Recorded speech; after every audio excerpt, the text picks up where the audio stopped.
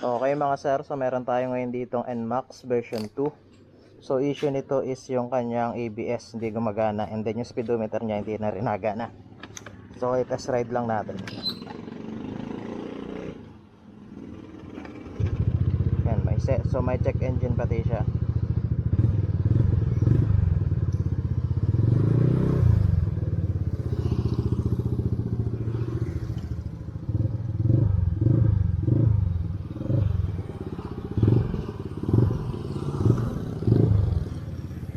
Okay, so testing muna natin.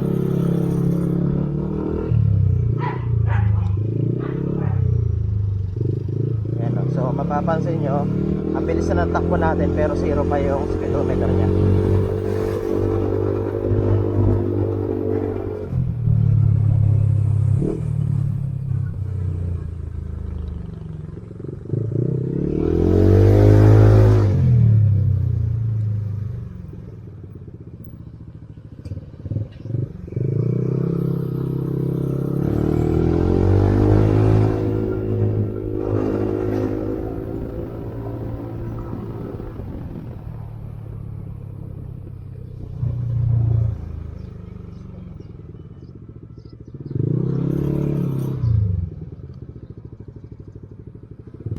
Okay. So yan yung ipipix natin ngayon. So ayusin natin yung kanyang, so ibabypass na natin yung kanyang ABS, and then maglalagay tayong bagong sensor para gumana yung speedometer. Okay, so update dito sa ginagawa natin na ABS, yung ibabypass natin na ABS. So bago natin siya i-bypass, so check muna natin yung mga error codes na detect nung kanyang ECU. Tapos mamaya papakita ko sa inyo kung paano mag-read nung kanyang ABS. Okay? So punta lang muna tayo sa read fault codes. Ayan. So fault code niya, ayan. So the normal signal is not received from the vehicle speed sensor. So yan. So yung kasi nga hindi nagana yung speedometer niya. Kaya siya merong fault code. So yan din yung dahilan kung bakit siya may check engine doon sa unahan. And then back tayo. So mamaya pag na-fix na natin yung problem, i-delete na natin yan. Okay. So punta naman tayo ngayon sa pag-check ng ABS. Okay. So dito sa socket ng Yamaha NMAX or kahit sa Aerox, so meron po yan dalawang socket. So itong socket na isa na to, ito ay para sa yung hindi pa naka Y-connect. So ganito yung saksakan ng socket niya. So 3 pin lang yan. So 3 lang yung pin niyan. Okay. Pero kung naka Y-connect na kayo, yung mismong pinagbunutan ng Y-connect, doon po ang saksak ng diagnostic tool nun. Okay? So para naman sa pag-check ng ABS, so meron po yung isang socket. Ito. So ito naman yung para ma-check nyo yung ABS module nyo, kung may na-detect ba na problema yung inyong ABS module. So 4 pin po yan. So ganito ang gagamitin natin dyan. So itong isa nating socket. Ito. So ayan. So bunutin lang natin to. Tapos saksak natin to. So kusa na nag-power on yung ating diagnostic tool. So kasi kung hindi yan babasahin yung kanyang ABS module, ibig sabihin po sunog na yung board nun. So dun tayo magde-decide na i-bypass na. Pero pag nabasa pa siya, ibig sabihin pwede pang i-repair yung kanyang ABS module. Okay? So ngayon punta tayo sa Yamaha, and then punta tayo sa ABS. Tapos on off lang natin ignition switch.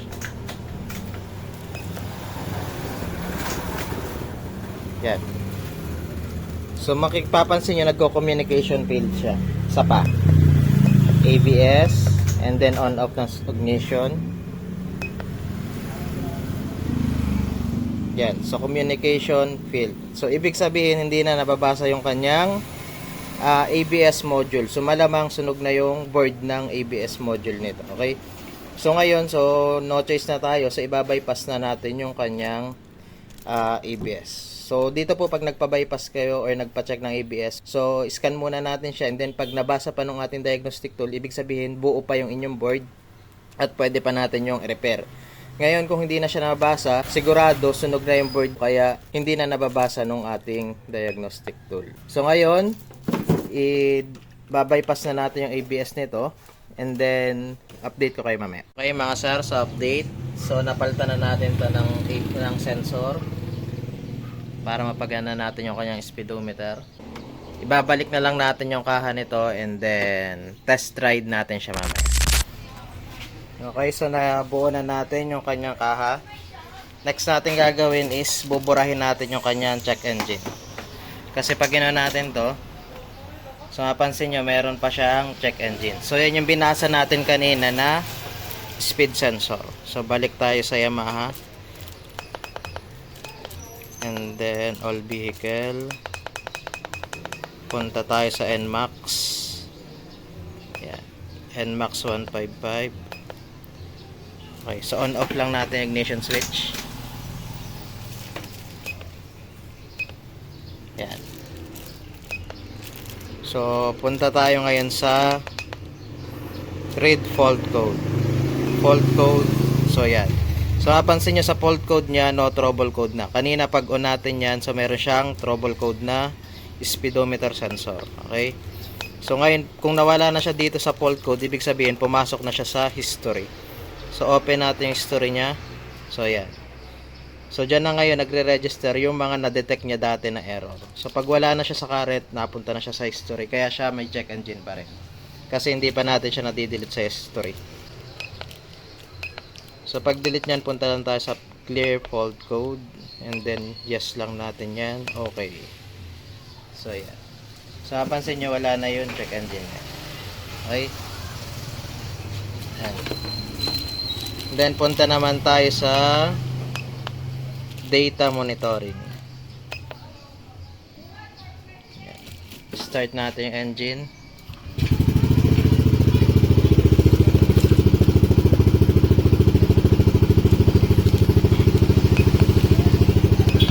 Okay, so yung idle speed niya, so okay pa rin naman. So ang normal niya 16 plus minus 100. So pwede siya mag 15 hanggang 17. So dito sa kanya 16 1.5. So pasok pa siya. Okay? Ignition timing 5 degree. Ignition timing 5 degree. Okay, so pasok pa rin. Yan. So charging niya okay pa rin. Maganda pa rin ang charging.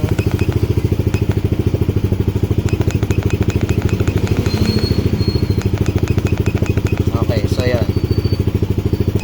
So okay na. So itetest ride na lang natin to and then try natin yung speedometer niya kung gagana na.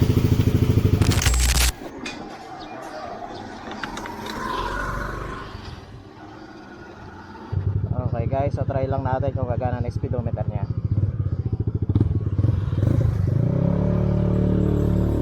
Yun. Napapansin nyo, gumagana na agad yung speedometer niya.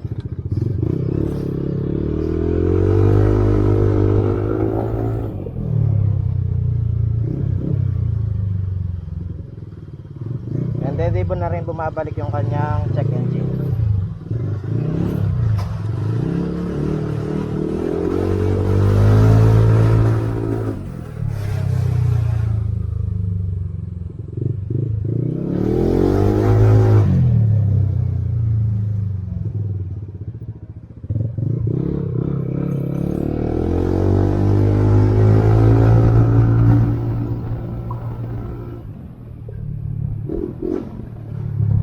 Yun, okay na. So patetesting na lang natin ito doon sa may-ari.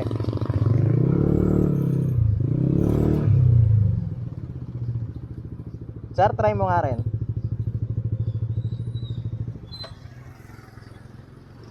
Try mo sir kahit doon sa sa diversion kung maglilimit pa siya. Kahit dito na lang sir. Sige.